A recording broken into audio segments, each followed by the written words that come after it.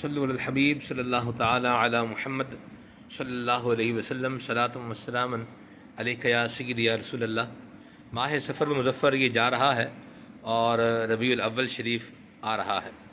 سبحان اللہ، اللہ تعالیٰ نے حضور نبی کریم رؤوف الرحیم صلی اللہ علیہ وسلم کو حسن اخلاق بھی عطا فرمایا اور اعلیٰ کردار بھی عطا فرمایا اور انبیاء کا سردار بنایا، بلکہ خود حضور نے فرمایا انا سید ولد آدم ولا فخرا۔ نبی کریم صلی اللہ علیہ وسلم کی سیرت کا ایک پہلو ہے کہ آپ نے اپنے امتیوں سے بہت پیار کیا ہے، ان کی بخشش کی خاطر آپ نے آنسو بہائے ہیں اور اللہ تبارک و تعالیٰ سے بڑی خاص دعائیں فرمائی ہیں، اور یہاں تک کہ وہ جو خاص دعائیں انبیاء کرام علیہم السلام کو عطا ہوئیں ان میں بھی اللہ تعالیٰ نے دنیا میں اپنے محبوب کریم صلی اللہ علیہ وسلم کو جو خاص دعائیں عطا کی ہیں، تو حضور نے ان دعاؤں میں اپنے لیے کچھ نہیں مانگا بلکہ اپنے امتیوں کے لیے ہی مانگی اور اللہ کریم کی بخشش مانگی، اللہ کریم کی رحمت کا اور بے حساب اللہ تعالیٰ کی رحمت کا اور اللہ تعالیٰ کی بخشش کا سوال فرمایا۔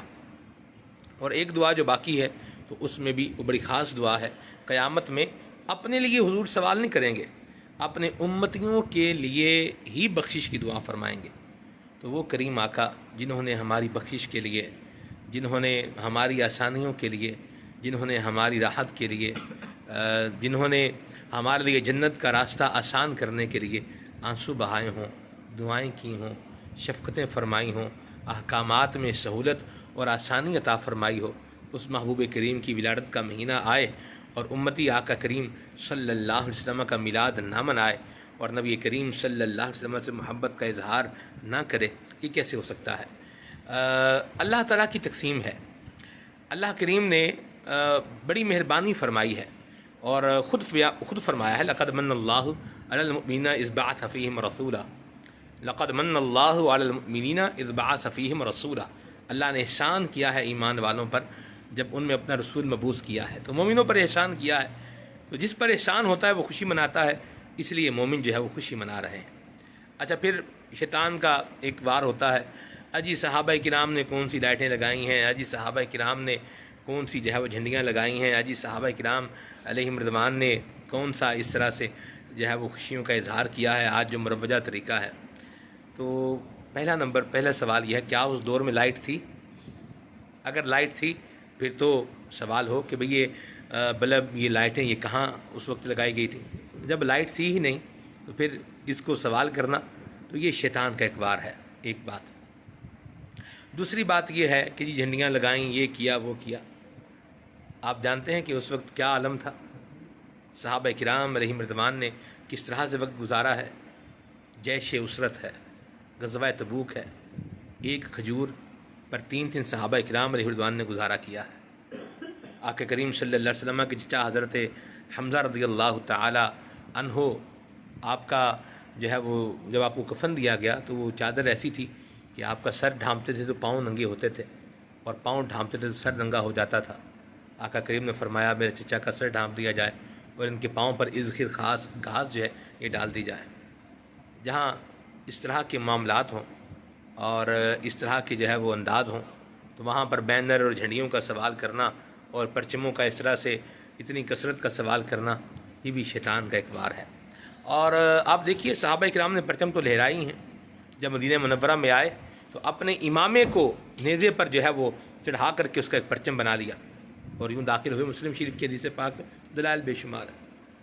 اور اگر ان سب سے کہا جائے چل ٹھیک ہے یہ سب چھوڑیں، تو کہتے ہیں جی حدیث شریف میں آیا ہے کہ حضور نے روزہ رکھا ہے تو آپ روزہ رکھ کے میلاد منا لیں، ٹھیک ہے، اچھی بات ہے، ابھی کچھ کریں تو صحیح، روزہ بھی نہ رکھیں، خوشی کا اظہار کسی طریقے سے بھی نہ کریں، کرنے بھی نہ دیں، تو یہ پھر شیطان کا ایک وار ہے اور ایمان والوں کا کام ہے کہ وہ شیطان کے وار سے بچ کے رہیں۔ آپ کو ہمیشہ شیطان روکے گا، کبھی گانے سننے سے نہیں روکے گا، کبھی بدنگاہیاں کرنے سے نہیں روکے گا، کبھی جوئے کھیلنے سے روکے گا، کبھی اور گھٹیا کام کرنے سے نہیں روکے گا۔ آپ جب بھی اللہ کا ذکر کریں گے شیطان روکے گا، اللہ کے رسول کا ذکر کریں گے تو شیطان روکے گا۔ تو شیطان بھلے روکتا رہے، سر جو ہے وہ سر پٹاتا رہے، جو بھی کرتا رہے، ہم انشاءاللہ کریم آقا صلی اللہ علیہ وسلم کا میلاد جو ہے یہ مناتے رہیں گے۔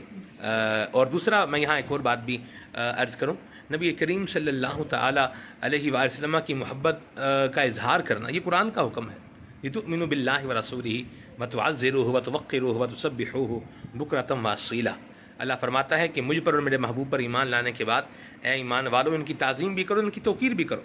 اور مفسرین نے فرمایا کہ ہر وہ طریقہ تعظیم اور توقیر کا جس سے شریعت نے روکا نہیں ہے وہ کرنا حضور کے لیے بالکل جائز ہے، بالکل درست ہے۔ تو دلائل بڑے ہیں، دلائل کی دنیا بھی بھری پڑی ہے۔ بہرحال عزت والا اور محبت والا اور عظمت و شان والا اگر یہ مقام دل میں بیٹھا ہوا ہو تو پھر انسان کو زیادہ دلیلوں کی حاجت ہوتی نہیں ہے۔ پھول کو بتانے کے لیے کہ میرے اندر خوشبو ہے کسی دلیل کی ضرورت بہرحال یقیناً نہیں ہے۔ اور بلبل کو پھول کے گرد گھومنا ہے تو اس کو بھی جانا ہے، تو پروانے کو بھی کسی چیز کی کسی دلیل کی ضرورت نہیں ہے۔ تو بس پھر غلام مصطفیٰ ہی رہ گیا ہے کہ جو تعظیم مصطفیٰ کے لیے دلیلیں ڈھونڈتا رہے اور دلیلیں مانگتا رہے اور دلیلیں کرتا پھرے۔ تو بہرحال کوئی کچھ بھی کرے، ہم اپنے آقا سے محبت کا اظہار کرتے رہیں گے، ان کی تعلیمات پر عمل کرتے رہیں گے، اور جس کریم آقا نے ہمیں یاد رکھا ہم بھی خوشیاں منا کے، میلاد منا کے، ان کی آمد کے نعرے لگا کے ان کو یاد رکھیں گے۔ اعلیٰ حضرت فرماتے ہیں جو نہ بھولا ہم غریبوں کو رضا، یاد اس کی اپنی عادت کیجیے۔ بڑی زبردست نشریات آ رہی ہے مدنی چینل پر ربیع الاول شریف کی، بالخصوص 12 مدنی مذاکرے آ رہے ہیں، تو بالکل تیار ہو جائیں مدنی چینل کے ناظرین۔ آقا کریم کا میلاد منانا ہے اور مدنی چینل کے سنگ اپنا وقت بتانا ہے۔ اللہ پاک ہم سب کو حضور کی شفاعت نصیب فرمائے، اور قیامت میں اللہ کرے ہمارا شمار ان لوگوں میں ہو کہ جو آقا کریم کے ذکر سے خوش ہونے والے تھے، اور آقا کریم کا ذکر سن کے اپنی بخشش اور اپنی راحت کی امید لگانے والے تھے۔ اللہ ان خوش نصیبوں میں ہمارا شمار فرمائے، اور ان بدبختوں اور بد نصیبوں اور بے ادبوں اور ان کے شر سے اللہ ہمیں محفوظ فرمائے کہ جن کو ذکر رسول سن کر جن کے دل غمگین ہو جاتے ہیں۔ تو اور میں کیا کہوں، یہ امیر سنت کا شعر کہتا ہوں، لائیو اینڈ کرتا ہوں۔ ہر ملک ہے شاد ماں خوش آج ہر ایک حور ہے، ہاں مگر شیطاں بما رفقا بڑا رنجور ہے۔ صلو علی الحبیب صلی اللہ تعالی علی محمد۔